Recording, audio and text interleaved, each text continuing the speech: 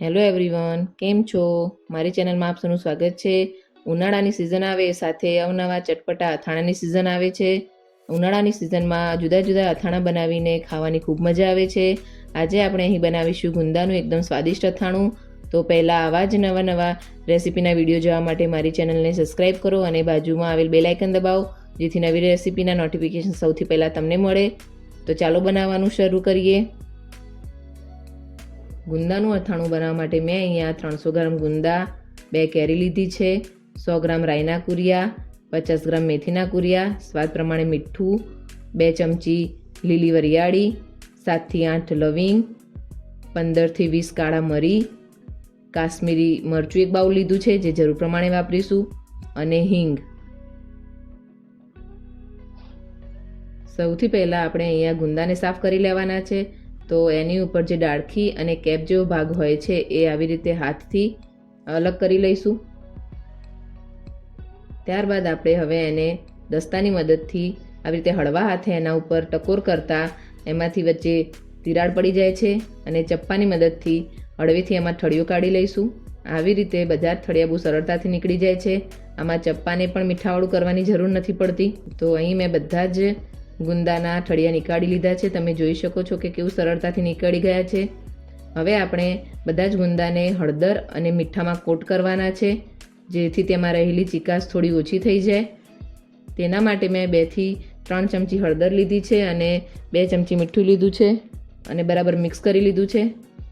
હવે બધા જ ગુંદા આપણે મેં બતાવ્યું છે એ પ્રમાણે ગુંદાને પોળા કરીને અંદર મીઠું હળદર ભરીશું. બસ આ જ રીતે બધા ગુંદા વ્યવસ્થિત રીતે હળદર અને મીઠામાં કોટ કરી લેવાના છે. હવે બધા જ ગુંદાને આ રીતે કોટ કરીને આપણે એને બાજુમાં મૂકી દઈશું. હવે આપણે 2 જે કેરી લીધી છે એને વ્યવસ્થિત છોલી લઈશું અને ઝીણી જાળીની મદદથી એને ગ્રેટ કરી લઈશું. બસ આવી રીતે બધી કેરી છીણી લેવાની છે. આપણે જે ગુંદાને મીઠા અને હળદરમાં કોટ કર્યા છે એમાં આપણે આ કેરીનું પાણી એડ કરવાનું છે.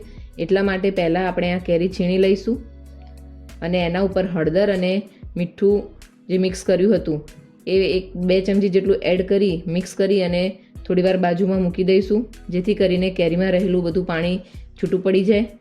હવે આપણે ત્યાં સુધી અથાણાનો મસાલો તૈયાર કરી લઈશું.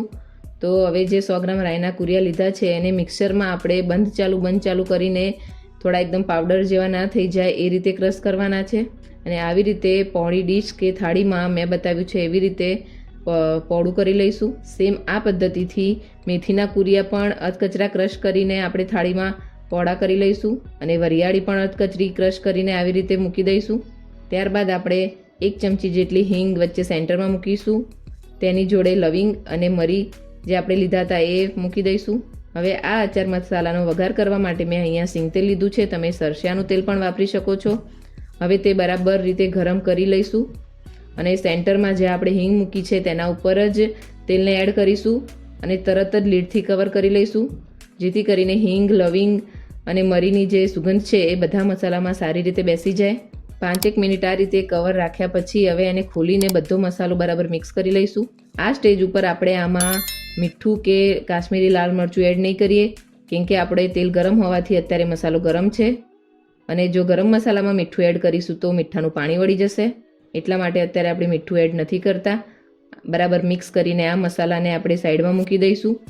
હવે જે આપણે કેરીમાં મીઠું અને હળદર કોટ કરીને રાખી હતી એમાંથી હવે આપણે હાથથી આવી રીતે દબાવીને બધું જ પાણી નીકાળી લઈશું. બસ આવી રીતે દબાવીને બધું જ પાણી કાઢી લેવાનું છે.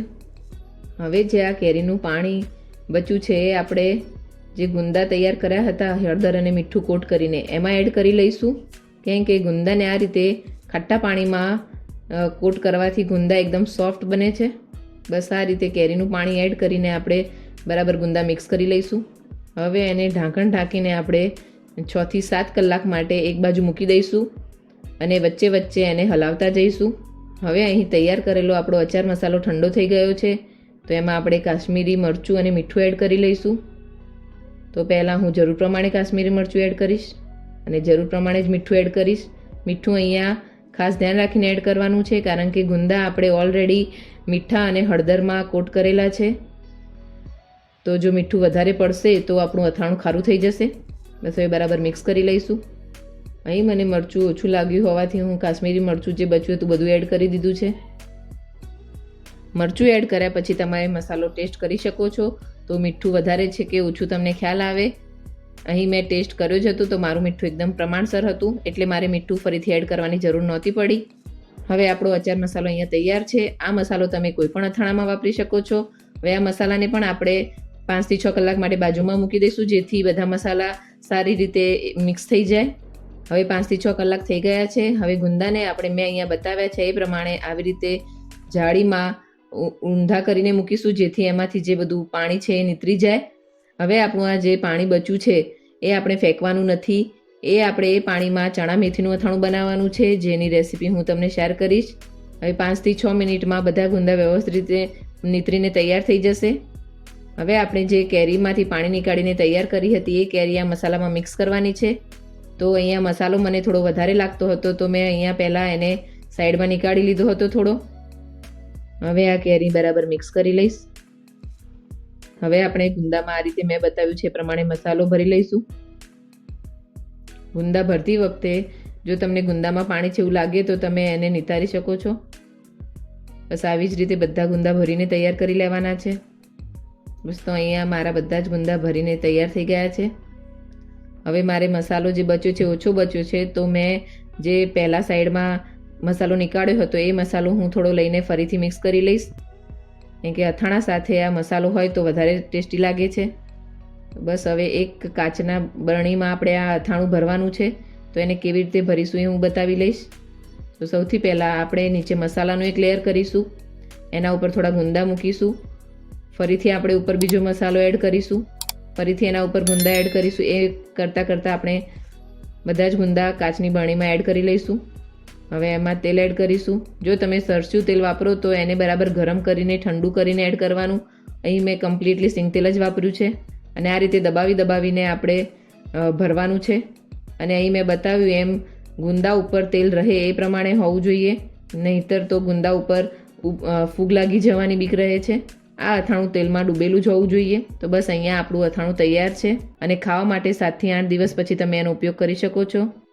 તો 7 થી 8 દિવસ થઈ ગયા છે અને તમે જુઓ તો અહીંયા આપણે જે તેલ એડ કર્યું હતું એ બધા જ મસાલામાં પી ગયું છે અને ઉપર તેલ બચ્યું નથી. તો આ સ્ટેજ પર જો તમારે ફ્રીજમાં ના રાખવું હોય તો બીજું તેલ એડ કરી દેવાનું, એટલા માટે કે અથાણું બગડે નહીં. અને જો તમારે તેલ એડ ના કરવું હોય તો આ અથાણું તમે ફ્રીજમાં મૂકીને પણ યુઝ કરી શકો છો. તો તમે જોઈ શકો છો કે અથાણાનો કલર કેટલો ડાર્ક અને સરસ થઈ ગયો છે. આ અથાણું ખાવામાં ખરેખર ટેસ્ટી બન્યું હતું. તમે પણ જરૂરથી ટ્રાય કરજો. તો આવી જ નવી રેસીપી જોવા માટે મારી ચેનલને લાઇક, શેર અને સબસ્ક્રાઇબ કરો.